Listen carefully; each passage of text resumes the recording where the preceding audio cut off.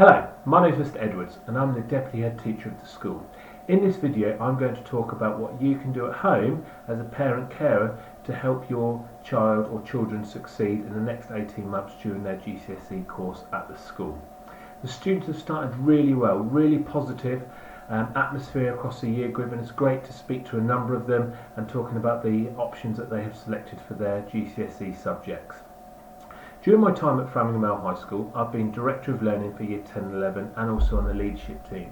So albeit that I may have children of a younger age, I do feel I am experienced in dealing with students and parents and carers during this stage of their education. I think first and foremost, there's a number of things to talk about, and one of the big things for me is you being that key part between school and students. So letting us know anything that we need to be aware of, you speaking to members of staff and your child's tutor and Director of Learning, Mr Player, as well. Attendance is going to be a really crucial part in the next 18 months. As you know, attendance is really important in school, but even more so during their GCSE time, because actually when students are missing lessons, there isn't a huge amount of time to then catch up on those lessons in revision lessons at the end of the academic year or at the end of the course. So it's really important if your son, daughter is possibly feeling a little bit under the weather, but you think actually go into school and give it a go, that we have that drive and enthusiasm, because that could make a huge difference. Confidence, self-esteem. It's not going to be an easy road the next 18 months, without a shadow of a doubt. There's going to be some struggles, but we need to, as a team, so at home and at school, to make sure we can try and build resilience in young people. There are, like I said, there are going to be times when maybe they haven't done as well on a piece of homework or controlled assessment, and it's actually what can we do to make sure that they can come back fighting fit to then attempt it again, or to look at another piece of homework, for them not to dwell on it too much. So about building that resilience up. Behaviour.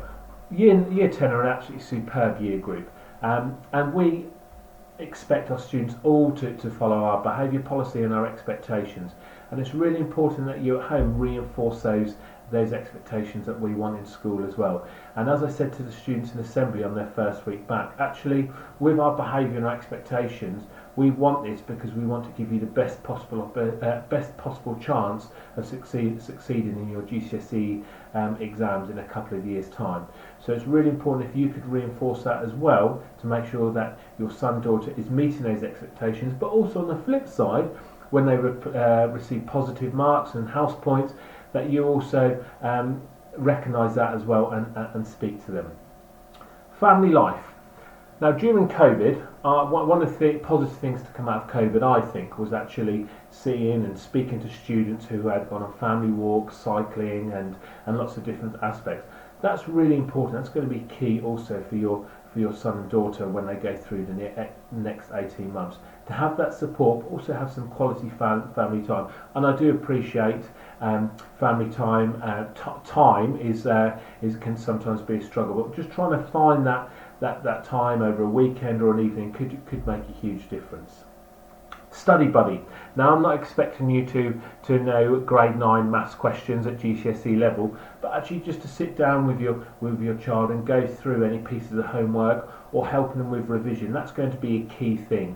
Actually with revision, sitting down with them, going through, being that study buddy and helping them learn and recap on things so they're fully prepared for their assessments.